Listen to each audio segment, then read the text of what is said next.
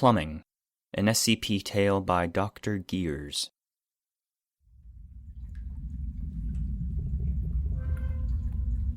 This was stupid. It was a stupid idea thought up by stupid people in stupid, safe offices. Agent 2 looked around slowly, letting his flashlight play over the walls, one of the only items the agents were allowed to carry inside SCP-15. Agent 6 and Lon were standing just behind him, doing the same. The idle chatter and joking had died off about 30 seconds ago, each agent slowly realizing that this was no simple little milk run. Go in, find the observation unit, pull the data, and recover the unit. Cake.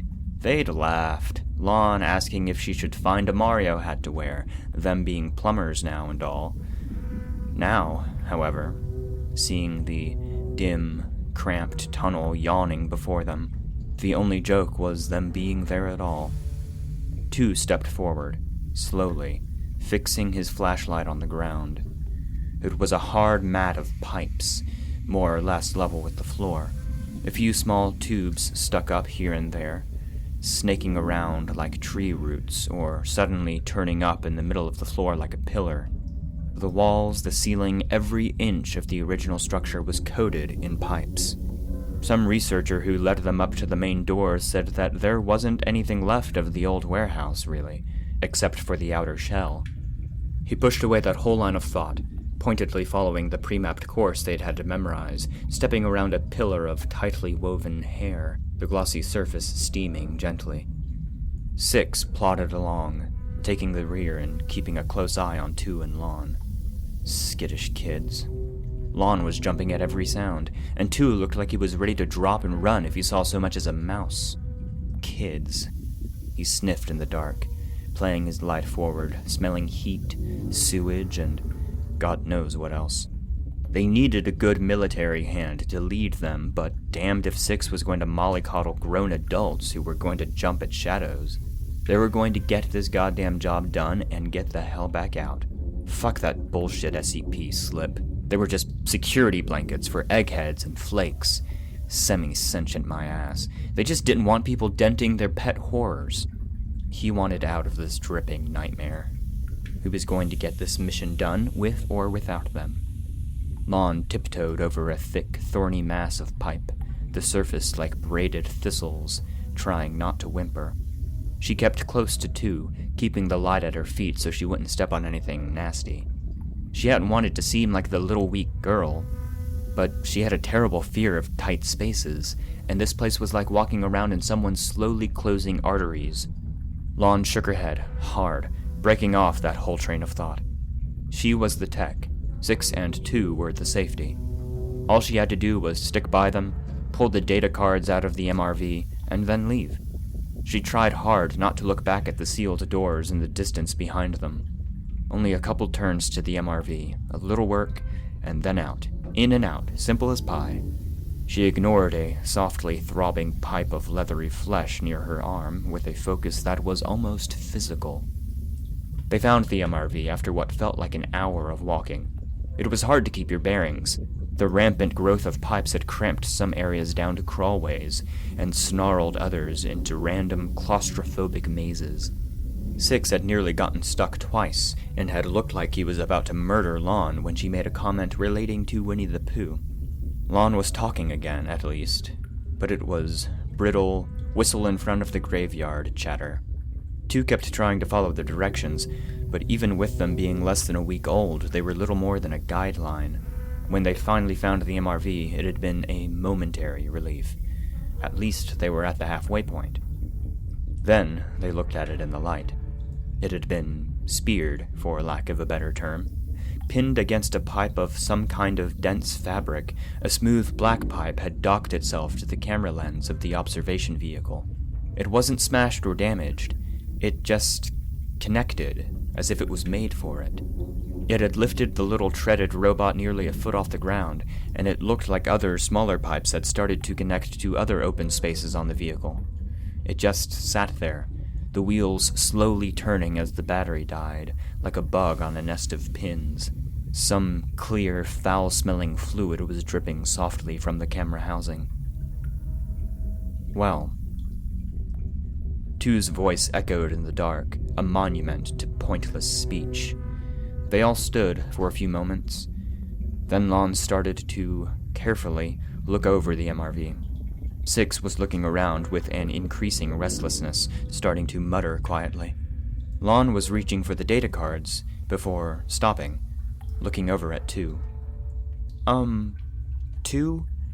Since it's grown into the MRV, do you think it counts? What do you mean counts? 2 kept the light on her and the machine, a hiss of steam behind him making him flinch. I mean, as damaging 15. If I take out the data cards, do you think it will react?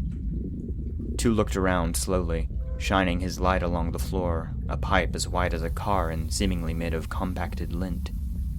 This suddenly seems like a Oh, shut the fuck up! Both agents turned to stare at 6. He'd stepped up to the MRV, flexing his hands and reaching into his coat with one hand. The other pushed Lon away, none too softly. Move it!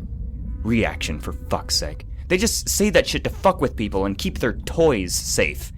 It's a bunch of weird pipes, beginning and end, there. Maybe it grows or whatever, but the damn thing sure as shit isn't going to take offense to people. I'm grabbing this goddamn thing and we're getting out of here. As he spoke, he stepped forward, flipping open the data port cover. More of the clear, scummy liquid had pooled inside. The other 2 agents froze, staring in shock a moment, and the building seemed to do so as well. The whispered sounds of venting steam, sliding materials, and soft pinging had all stopped. The heartbeat in Lon's ears sounded like gunshots. 2 started forward, reaching for 6. Jesus, 6, what the fuck are you... 6 ignored him, slipping out the thin data cards. It felt like old nasty water over them. Bad, but they were built to resist it. He slipped them out, then put the bundle in his pocket. He prodded around the edge of the camera lens, shifting the MRV a bit, trying to see if it would work free as 2 and Lon backed away, slowly, the silence around them seeming to crush inward. 6 gave up, turning away from the helplessly trapped MRV, and shining his light on the 2 white-faced agents. Fucking kids! I don't know how you guys survive! The pipe under him opened with the soft sound of tearing felt. 2 and Lon didn't even have time to react before he slid into the widening gap up to his armpits and started screaming horribly. 6's flashlight went tumbling away as the 2 agents, galvanized by the big man's wretched screaming, ran to help him. A blast of heat and light was pouring up from under the man as the 2 agents grabbed his arms and looked down. He was submerged in a mass of thickly flowing molten glass. His clothes had already started to smolder and burn, the stench of seared flesh almost more overpowering than the reverberating screams. They pulled and dragged up half of a man, with a ruined, seared mass of flesh and cloth where his lower body should have been. They panted, trying to drag him, Lon starting to scream along with 6, 2's eyes wide and fixed on some point far away from there. There was a horrible swell of sound rising all around them, pinging, hissing, clicking, cracking, a pipe to their side bulging alarmingly and causing them to nearly fall. They regained their footing just as a wooden pipe above them burst open in a spray of splinters and clear, stinging dust. 2 and Lon spun away, gagging and choking, 2 spitting out a sudden mass of blood. Glass. It was powdered glass. It poured over 6, muffling his screams, shifting as he struggled a few moments. Then stopped, the glass quickly covering the body and spreading. Lon blinked, eyes red and puffy, looking over at 2. He nodded, and then bolted down the hall, trying to ignore the rising cacophony of sound, sounding like an approaching subway train. A mass of oily, reeking chemicals boiled up behind them, a jetting surge of rose thorns nearly cutting off their forward progress, forcing them to crawl along a bone pipe that was shuddering like an old man in the cold. They ran, keeping just ahead of whatever it was, hearing splintering explosions and shivering cracks all around them. They finally came to a snarled crawlway, barely a few feet wide, that was the only way forward. 2 dived in, doing a low crawl, trying to will himself forward like a snake, knowing the passage was only about 15 feet long, easy, wouldn't take any time.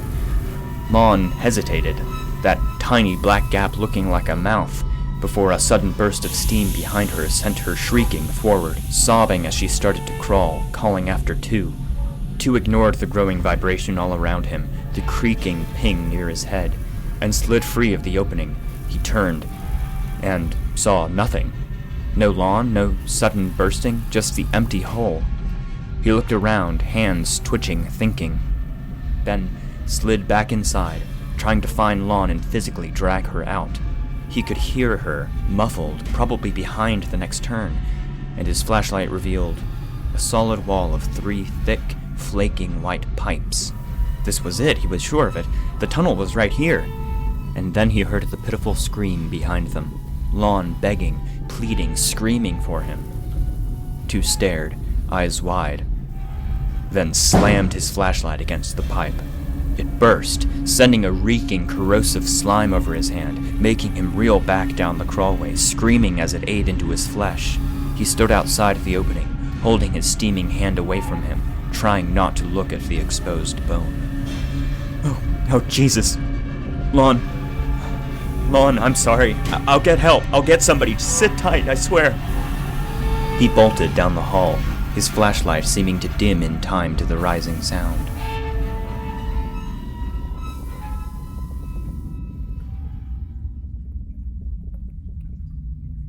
Lon panted, screaming for Two, hearing the hard bang on the other side of the pipe and his sudden shrieking retreat. She sobbed, her whole body shaking, and slowly started to work her way backward, crawling on her belly, crying as she muttered some half-remembered prayer. When her feet pushed against a solid wall of pipe, she couldn't even muster a fresh scream. She was trapped, the space not much bigger than a coffin, helpless. She sobbed, face on the ground of warm, fuzzy pipes, and noticed the silence.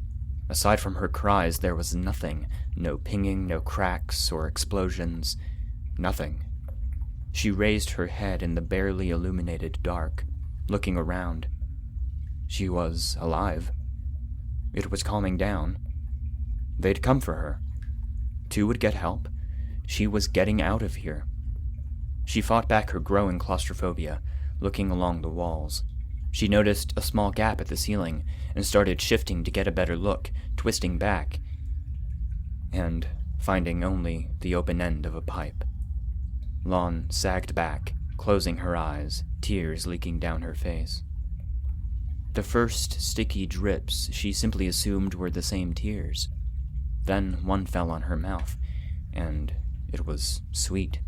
She opened her eyes and saw a thick, quivering mass of amber goo splatter from the mouth of the pipe, coating her and the floor as it surged out. She coughed, shifting back. It was honey. Honey or something like it. At least it wasn't molten lead or acid. Then she saw the level rising. It wasn't draining. The pipes were packed too close. She looked around her tiny chamber with horror, rising much faster than the honey oozing up her sides. Lon beat on the walls, the floor, the ceiling, trying to block the pipe with her hands, heedless of provoking the thing more, as the honey rose and rose, as cloying sweet as a school-age lover. Her last, gasping breath was sweet and stale with honey and screams.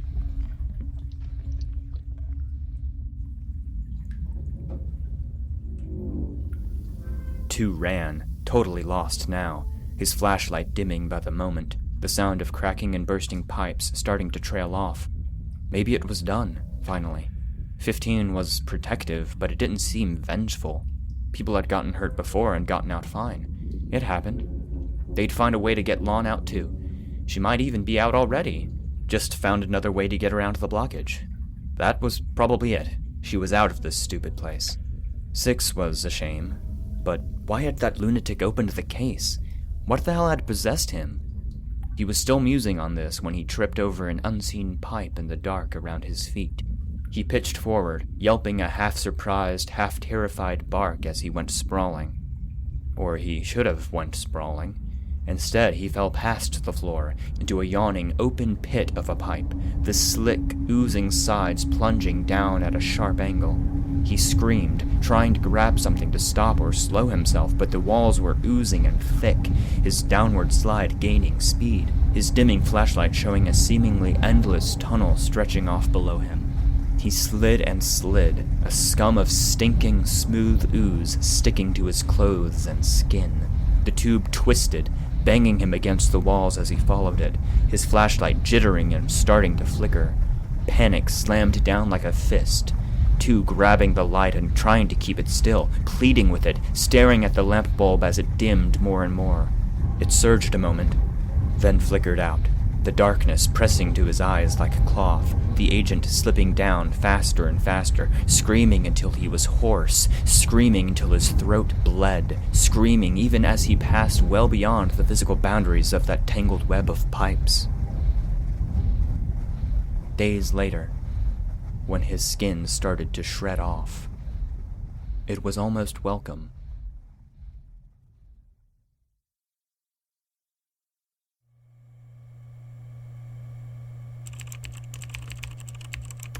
SCP-015 Recovery Report. Agent 2, MIA. Agent 6, MIA. Agent Lawn, MIA. MRV 889236 status: unrecovered. Data deemed non-vital in light of lost staff. SCP-015 classification level review suggested.